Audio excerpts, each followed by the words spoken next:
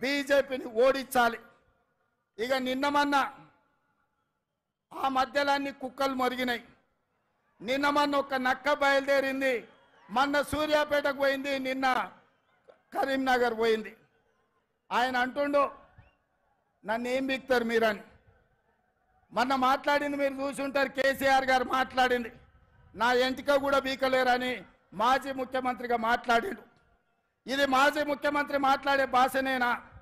భాష గురించి, భావం గురించి, ప్రజా సమస్యల గురించి మాట్లాడే చంద్రశేఖర్ రావు 10 సంవత్సరాలు ఈ తెలంగాణ రాష్ట్రంని పట్టి పీడించి వేధించి దోసుకొని దోపిడి దొంగలాక అడవి పందుల్లాక తెలంగాణ రాష్ట్రాన్ని సర్వనాశనం చేసి 10 సంవత్సరాలలో 100 సంవత్సరాల విధ్వంసం చేసినావు. ఇవాళ మమ్మల్ని ఎంటిక బీకలేరంటావా?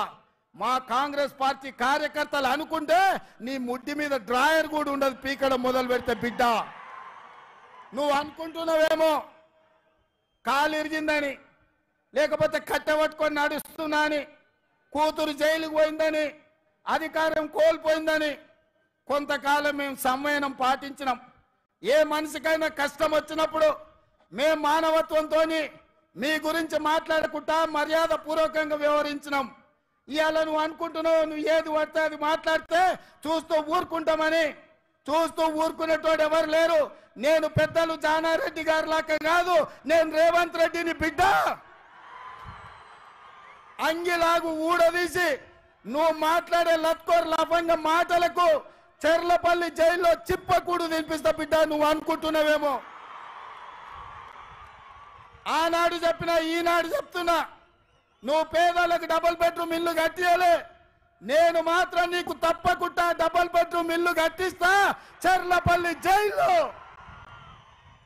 ఎందుకంటే కొడుకు కోడలు వస్తే యాడు ఉండాలి, బిడ్డ అల్లుడు వస్తే యాడు ఉండాలి. అందరు కలిసి చెర్లపల్లి జైల్లో ఉండేటట్టు మీకు డబుల్ బెడ్రూమ్ ఇల్లు కట్టించే బాధ్యత మా లక్షలాది మంది కాంగ్రెస్ పార్టీ కార్యకర్తలు తీసుకుంటారని చెప్పి నేను ఈ వేదిక మీద నుంచి చెప్పదలుచుకున్నా. అందుకే మిత్రులారా, మీరు ఆలోచన చేయండి. డిసెంబర్ 7 నాడు మనం అధికారం చేపట్టి డిసెంబర్ 9 నాడు ఆడబిడ్డల కార్తీసులో ఉచిత ప్రయాణం, రాజీవ్ ఆరోగ్యశ్రీ ద్వారా ప్రతి పేదవాడికి 10 లక్షల రూపాయలు ఉచితంగా వైద్యాన్ని అందించే నిర్ణయాలు తీసుకున్నాం.